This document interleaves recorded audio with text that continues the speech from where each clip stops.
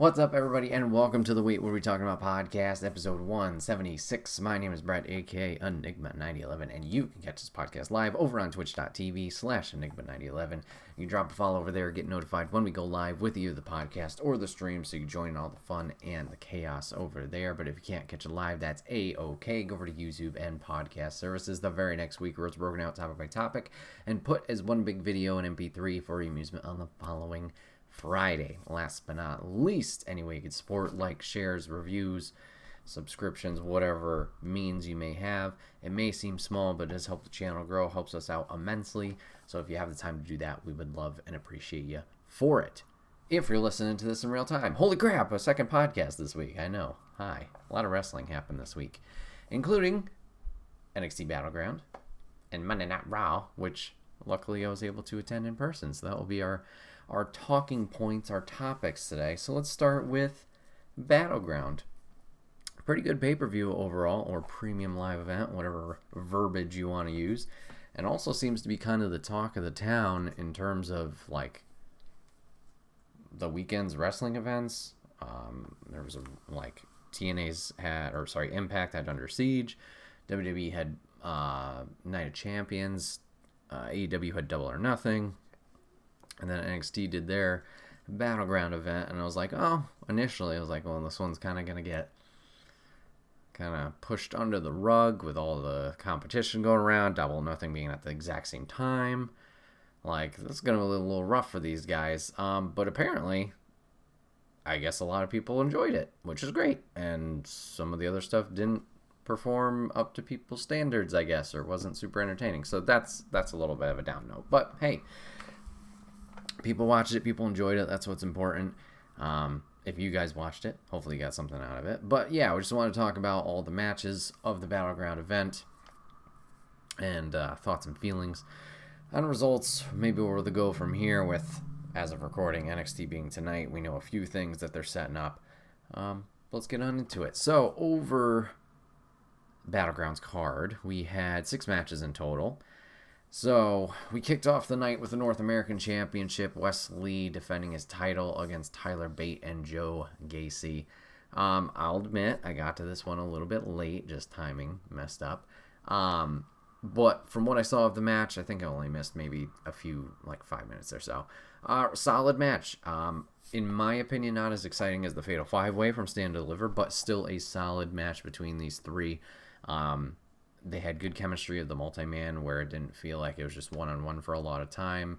There was in and out moments where it felt like a constant, fluid battle between the three for the belts, whether it was double moves or just someone happened to be taking advantage after a sequence had taken place, and it just kept going, boom, boom, boom, boom, boom, from there.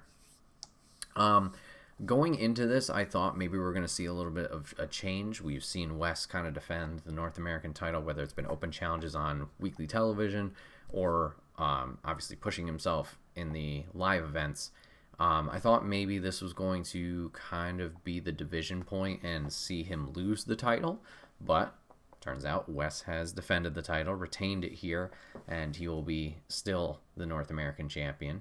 I think if I heard right from some other podcasts, just kind of listening to their content and listening to it back, he pinned Joe Gacy, so there's potential that maybe they could get set up a rematch between him and Tyler Bate, just do a one-on-one there. I'm sure that would be great. Their setup for this was Joe playing the mind games of like, oh, your friend's not really your friend, he's got ulterior motives. So I guess they could continue playing that of like the distrust between the two. Or rather Wes' distrust of Tyler, and then I don't think they would push Tyler to go heel, but that would be certainly a twist to it for Mr. Mustache Mountain. I mean, he's been with the company for a while, and I don't think he's had a change of character in terms of heel face. So yeah, we'll have to see how things progress between that division going forward. Next one, I will say this was probably, if not the low point, one of the low points, just from my opinion in particular. We had the NXT Heritage Cup Championship with Noam Dar going against Dragon Lee. It wasn't that it was bad. It was just the pacing of it. Now, for the Heritage Cup, I guess they do. It originated in NXT UK, which granted I've only watched, maybe dipped my toe into that content. I think they had like 3 full years of content over there, and I've only watched the first few weeks of the first year. So I don't know too much about the specifics here. But for the Heritage Cup, it's different rules that they wrestle under. It's still standard match, but instead of just going until the first pinfall, for submission, for however long they're going to battle it out, they do 5 or 6 rounds, 3 minutes. If you get a pinfall or submission during one of those rounds, you get a point for the round. If nobody does, it's just a stalemate and your time's up. You can also win via knockout, I think is what they said. And that would end it completely, and whoever's still standing wins. If there's a tie, similar to Champion's Advantage for any other belt, the person who holds the cup initially walking in will retain the cup or keep the cup. So it's not that these two didn't do a good job. It was just the pacing of the match was very stop and go. With the rounds, it was very much like I would guess boxing, where you hit that time limit, you go back to your corners, you got your corner men, and then it's like, okay, quick little 30 seconds or whatever the hell break, and then they go back into it. So for the wrestling match, when things started to pick up in pace and kind of get momentum, they're doing a lot of moves or whatever it is, that's when we would hit the stopping point, and obviously straight interruption, just it messes with the whole flow of the thing. I wasn't against the rules. I think just maybe a typical Iron Man match or format would be better. Just putting don't do a 60-minute Iron Man match, but maybe you do a 15 or a 20. I think just because it's a constant flow, there's no stopping points, so it's not like that up and down roller coaster of emotions, which I guess you want in the match, but this felt like more hard pivots instead of the natural progression of like, we're really excited for something, and then we're coming down from that, and then something else happens and we get really excited. This felt just broken up too much. Granted, first experience with it, maybe it'll kind of grow on me the more we see it, because this seems to be something carrying over from the UK brand to kind of make it this thing. So yeah, both gentlemen did great. I think so. Noam ended up winning this one. I think it went to the last round, or maybe it was the 5th round. He was up 2-1, and via distraction, I think it's Jakara Davis is her name, Lash Legend got involved, both of them. Jakara with the distraction, Lash hit Dragon Lee with the bucket thingy for if he needed to yak or spit or whatever. I don't know. She just whacked him, and then Noam picked up the win there. So we kind of have a new team between Noam, Jakara, Lash, and Mensa. What's his first name? Oros? I think that's his name. Oros Mensa? Yeah. So the 4 of them are now some kind of group. I'm a little confused by it. So I get Mensa being out there. I guess last week they set up we need cornermen. So Nathan Frazier decided to help Lee and be his corner guy. And then Mensa was talked to by Dar, asked to be his corner guy. He didn't seem receptive at first. And then during this match, no one entered with Noam. And then Mensa came out after the first round, so he was late to the party. Not sure why, not sure what the setup was there. Well, obviously we see the setup with the team. As for the ladies, Noam has been seen in the past couple weeks interacting with them, but it's almost like he's kind of hitting on them, or hey ladies, check out my giant championship cup trophy. Isn't this cool? Blah, blah, blah. And they kind of blew him off. And I was like, oh, this is just kind of, he's supposed to be this scummy, sounds like the wrong word, but a shady heel. Maybe it's just they're oh, yeah, you're just full of yourself. We don't care. But then for them to come around and then help just is total 180 from what they were showing in the first place. So I don't know if Oro's got something to do with that. Maybe he recruited them instead. But we have this contingent now. We would see them backstage later celebrating. But Noam keeps the Heritage Cup. We'll probably get a run back between at least him and Lee at some point. We'll just have to see. Next one might have been the match of the night. We had Ilya Dragunov and Dominik Dijakovic, or Dijak as he's called now, in the last man standing match. Boy, did these two guys lay in their shit. We got a cool table spot with Ilya diving through it while Dijak was trying to set it up vertically, or at least trying to move it. We had some pounds on the stairs and some decent hits there. We had some kendo shots, brutal in the corner. Ilya got busted open on the chin at one point. I think they had to take a quick look at it because it was a pretty decent gash. But he was there. But yeah, these guys laid in their stuff. Ilya just did go over and win this match over Dijak after hitting 2 of his like jumping forearm elbow type strikes. I will say this one's brutal. Nothing super serious in terms of like injuries. You got the chin gash. If you're not prone to like, I don't know, injury stuff, maybe watch out for the end. Ilya gets kind of wrecked at some point. The chin's gash, I think, was from a boot, and it just took a little while for it to start. But at the end of the match, he's holding his arm kind of down and tight to his chest. And when we finish the match and the referee's holding like his arm up in celebration to mark the winner, you can tell that he's got a decent bruise on his wrist.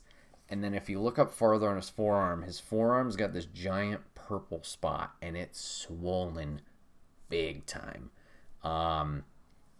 As far as I can tell, I haven't seen any reports of any injuries, if anything was broken or anything like that.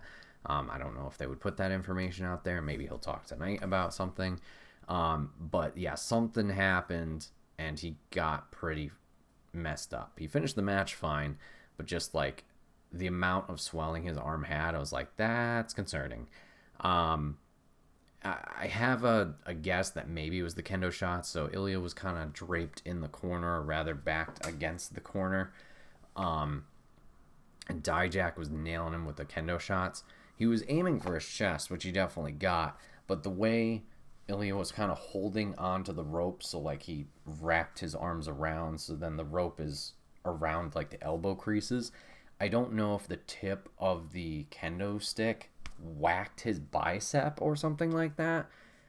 He looked at it a few times during the strikes. I'm not sure if maybe potentially that is where it happened. But yeah, interesting. Hopefully everybody's okay.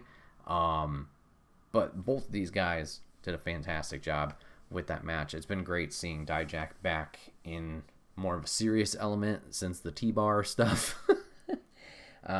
But great job for these guys. Very entertaining match. Solid. And yeah, just hopefully everybody's okay. Nobody's hurt. Next one. Probably another low point for me just because, I don't know, wasn't super exciting of a match. But we had Gallus, the NXT Tag Team Champions, defending against the Creed brothers. Creeds are good. Creeds are, they've earned my respect for what they can do. They're very talented. They picked up on the stuff. I just don't particularly care for their characters, whether it's been Diamond Mine, the original iteration, to what they're going to now. And then Gallus is kind of the same, where I can see it. They're these big dudes that handle their business and drink a lot, I guess. But other than that, I don't know what they got going for us or them. Granted, they're a little bit newer to the American NXT, so maybe it's just a matter of time getting more acclimated to them. But Gallus does retain here via distraction. So Creeds were pretty much in control at the end. Ivy Niles outside. Ava Rain from Schism comes out and attacks her randomly. They kind of had a little bit of back and forth leading up, but it was like, why are you interfering for Gallus? Okay. Takes her out. Julius gets distracted. I believe he turns around and gets hit with whatever Gallus's finisher is. So Gallus will retain there. The match was fine. It's just once again, it's totally a me thing. I just don't connect with these characters super duper well. So in watching it, technically, from a technical standpoint, all good stuff. No problems there. It's just like my investment personally into it was kind of yeah. So fine. Interested to know why Ava would help the Gallus guys or Gallus boys in this, even if just doing stuff for herself. Like if she's trying to set up like the dyad, Jagger Reed and some Rick Fowler, I think that's his name. Grizzled young veterans formerly set them up for the tag titles. You would probably want the good guys to win. Not that Ava's going to be thinking about this from a wrestling perspective, like, oh, the good guys need to win so my team can then go attack them. Like, if that was her intentions, it's just odd. Like, if you already have problems with them, maybe set that up, but then you're giving them success with the tag titles. I don't know. Who knows? Just interesting. I want some more explanation there. If we're going to do something between those two where they have a match, I'm all down for that. I don't think we've seen Ava wrestle all that much. I think she had a mixed tag not too long ago. And then Ivy, I think she's primarily wrestled on Level Up. But she's another one where I feel like she's been around for a while, but they haven't really done much with her. I guess she did the tag team stuff with Tatum Paxley. But it's still another thing of like, I'd want to see more of this, and then let's continue that momentum forward and hopefully continue a good story. And a surprise hit of the night, and once again, my opinion here, we had the finals of the NXT Women's Championship bracket. We had Tiffany Stratton going against Lyra Valkyria, and the ladies did a good job. Tiffany ends up taking it here, which a lot of people kind of thought would happen. Yeah, ladies did a great job. Everything looks smooth. We did the simple-ish story of like, oh, one competitor's hurt going into the match. The heel is going to be dastardly and focus on that injury and take advantage of it and eventually pick up the win. I was a little timid going into this match just because we haven't seen really these ladies kind of put in this light. And I know you could say like, oh, well, how do you expect them to perform up to that level standard without putting them in it? Totally fair. It's just, I was a little nervous. With the tournament, I thought we were going to go the basic route. We thought we were going to do a Roxanne versus Cora, do kind of a run back of that program. Maybe Cora picks up the win this time instead of Roxanne, becomes champion there. Simple, something you could go back to, works, they have chemistry. I thought that was going to be the base plan here, just with Indy's injury and the call-up. This could be a safe angle to kind of like hit red button or break glass in case of emergency type deal. But we obviously went the different route. We had Roxanne lose to Tiffany, and we had Cora lose to Lyra. It seems like we'll be continuing some stories there, as Roxanne just got attacked by the mystery person who's apparently going to be revealed tonight. If it's not Blair Davenport, I don't know what we're doing. And then Cora was the one who kind of attacked Lyra after she had moved on to the finals, so I assume they would continue that match. What does that mean for Tiffany? I don't know. But yeah, so we set these two up in the finals for the premium event, and I was just like, oh, okay. Just because, once again, we haven't seen much of them, I feel, in this stage. I think the only example I can think of is the ladder match where Indy won the title. Both did a good job in that ladder match, but we haven't had like that singles match during this. And unfortunately, just with some recent events in past over the past weeks of NXT, we've seen some of the rougher side, I guess you could say, of potentially them. Like, things happen. Don't get me wrong. Mistakes happen. Slips happen. Whatever. Lyra going into this match with defeating Cora, there was a couple spots that were a little rough. There was a springboard that didn't line up well, and then her hook kick finisher thing didn't really go great. So that looked a little rough. Tiffany with Indy's injury of her ankle, that triple threat, Tiffany and Roxanne had to pick up the slack. And you could tell that it was a little rough in terms of communication of like, what do we do? What the improv kind of aspect of wrestling. And it was like, okay. But everything must have gone to plan here.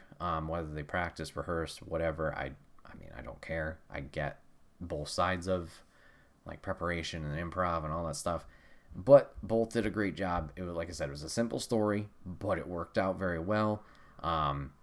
Congrats to Tiffany for winning it here. I know a lot of people seem to be behind her and in her corner, and I think this was a good showing for Lyra too, kind of getting some momentum for herself. So both ladies did a great job. Excited to see, or interested to see rather, where they go from here. Like I said, Lyra probably going to continue some kind of feud with Cora, and then I'm not sure who they'll set up for Tiffany, whether Gigi wins this weaponized steel cage coming up, or you get like a Wendy Chu in there, or I'm not sure who else is on the roster there. But you can figure something out. We'll have to see. And then we got to our main event. We got the NXT Championship. We got Carmelo Hayes going against Braun Breaker. And this match crushed it. This one was a great one, too. Stand Deliver was a good time. You had the face v face dynamic, which can be a little tough. If you want to think about GM mode, they don't like that. But it was that one was a solid match, and this one had the added layer of Braun obviously being heel, so you could play a little bit more with that dynamic of, just ruthless aggression and being vicious with his attacks, his spears, whatever maneuvers he was going to do.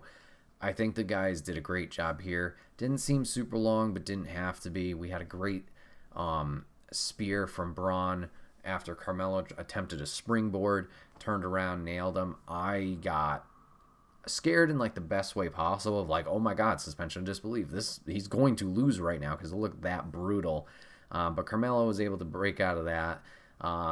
Got the momentum back on his side, did a springboard bulldog, I believe, or DDT type maneuver, and then went for the jump shot or whatever he calls that, leg drop, and retains the title here. So good match for these two for their second one. I'm not sure what this is going to mean for Breaker, where he's going to go, what he's going to do, especially because of the draft not getting called up. Is this now the time to get called up around SummerSlam time, or Money in the Bank? I'd be fine with it. It's nice to see that he's kind of explored both sides of, the good guy side, the bad guy side, so he has that flexibility. But yeah, time will tell. We'll see what's next for him. And then Mello, yeah, that's another one of like, okay, what's next for him? I guess he could go against a Gacy, even though he just lost. Noam Dar just won, so yeah, I guess you could do that angle. Or do you keep it face v face? Do you do Wes and him? Do you do Ilya and him? We'll have to see. There's some options there. But yeah, overall, NXT Battleground was a good time. I had fun watching it. I did have one thought kind of after the event, and it wasn't that anything was bad or poor. Like I mentioned, there was down points.